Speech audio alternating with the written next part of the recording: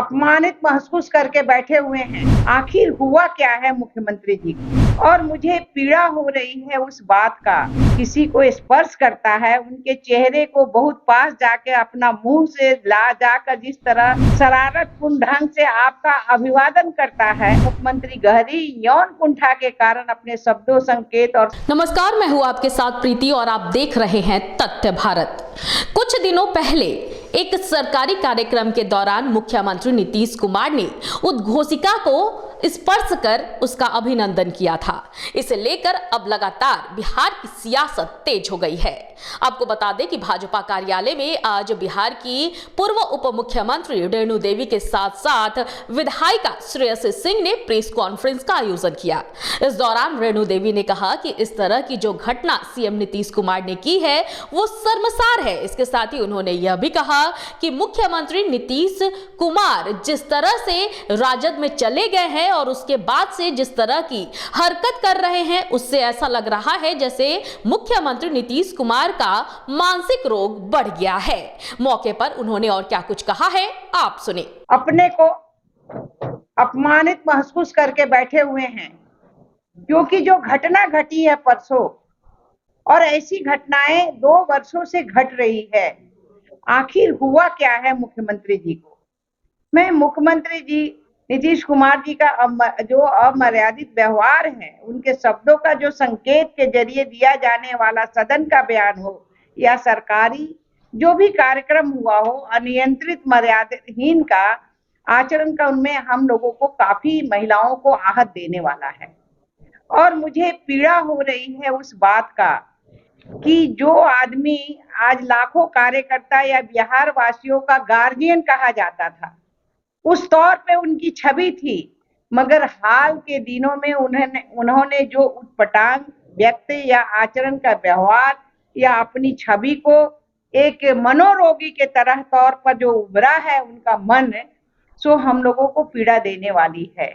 अब मैं कहना चाहती हूँ अभी तुरंत जो घटना परसों ही घटा है घटना, मैं पहले की बात मैं बाद में करूंगी, लेकिन परसों जो पशु मेला में हुआ और उसमें माननीय मुख्यमंत्री जी ने जो सार्वजनिक रूप से जो हमारी सोमा चक्रवर्ती जो हमेशा जो है उद्घोषिका बनी रहती है, हमेशा करती है, हर कार्यक्रम में सरकारी कार्यक्रम में करती है, उसके सामने माने जो सार्वजनिक मंच है उस मंच पर अगर कोई किसी को स्पर्श करता है, उनके चेहरे को बहुत पास जाके अपना मुंह से ला जाकर जिस तरह शरारतपूर्ण ढंग से आपका अभिवादन करता है, वो अत्यंत ही शर्मसार करने वाली घटना है।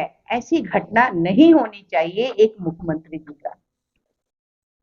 और उन्होंने जिस तरह से एक मैं कहूं कि अगर उन्होंने कहा कि मुख्यमंत्री गहरी यौन कुंठा के कारण अपने शब्दों, संकेत और सार्वजनिक व्यवहार के महिलाओं को लज्जित और अपमानित की घटनाएं बार बार हो रही है, हम सभी लोग शर्मसार हो रहे हैं। आप देख लीजिए जो पिछली बार विधानमंडल के भीतर दोनों सदनों में जिस तरह से प्रजनन दर लेके हुआ, उस तरह से अगर आप वीडियो निकालिए और जो हाथ का इशारा करते हुए जिस तरह से चर्चा हुआ, उससे महिलाएं काफी अपमानित और लज्जित है। गांव-गांव में आप जाएंगे तो महिलाएं कुछ न कुछ अशब्द बात करती ही रहती हैं कि ऐसा नहीं होना चाहिए। पढ़ी लिखी महिलाएं छोड़ दीजिए, ये जो है अनपढ़ महिलाओं की मैं बात करती हूँ, और जिस विधानसभा जो इनका घर है वहां की महिलाओं से भी जाके अगर आप पूछेंगे तो अपने को शर्मसार महसूस करती हैं कि उन्होंने इस तरह से गंदा काम कैसे किया। और यही कारण है कि इसके कारण जो वो अभी हमारी छवि खराब हो रही है। और उस कारण से अगर आप देखेंगे तो पीछे अगर आप देखेंगे तो एक बड़ा काम हुआ था, जो हम लोग पहली बार बैठे थे, यहाँ विधायिका जी हैं, 2 साल पहले हम लोगों ने विधानमंडल दल की बैठक थी, उस समय हमारी बहन निकी हमरम थी, उनको भी कहा गया था कि वो सुंदर हो, तुम बहुत सुंदर हो। तो वहां से शुरू होता है और यहाँ अंत हो रहा है। सोमा चक्रवर्ती क्या थी? आपकी बेटी के बराबर थी, आपकी बहन के बराबर थी, आपको सब लोग सम्मान देता था, आप एक गार्जियन की तरह रहते थे, लेकिन आखिर आपको हुआ क्या है? आपने जब से महागठबंधन के साथ गए हैं, तब से लगता है कि मानसिक रोग और भी बिगड़ते ही जा रहा है। चाहे वो आप 7 नवंबर को विधानसभा के अंदर जिस तरह से आपने रिपोर्ट दिया, अपनी राजनीतिक जिंदगी में पहली बार आपने इस तरह का कृत्य लिए, ना केवल मीडिया से बल्कि सदन में बिना शर्त माफी मांगने की पड़ी और खुद को शर्मिंदा बताते हुए अपनी निंदा भी आप की थी। लेकिन फिर से पुनः ये कैसे ये काम हो गया सोमा चक्रवर्ती के साथ कि उनके कंधे पे हाथ डालना, ये तो एक तरह से छिड़कानी करना हुआ और उसे कहना कि आपका भी अभिनंदन है। ऐसा कोई करता है क्या?